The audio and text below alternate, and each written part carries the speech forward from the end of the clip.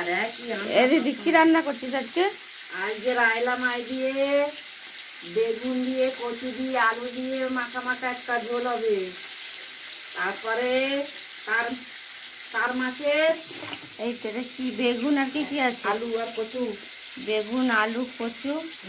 এখানে আয়লা মাছটা ভাজা হচ্ছে, এখানে আর এই ভাত মাছটা হচ্ছে। ঝাল হবে। আর এই ভাত বসেছে। কত মাছ হবে আজকে?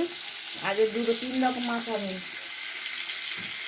একটা কুলপো শাকের আলু দিয়ে, এই যে একটা কুলপো পাতলা শাক। ঝোল, কাটা পোনা পাতলা ঝোল হবে।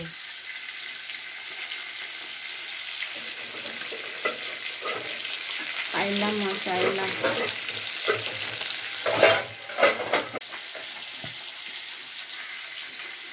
বড় বড় মাছের বড় বড় মানুষ খাবে। বড় বড় মাছের বড় বড় বড় এই মানুষটা খাবে।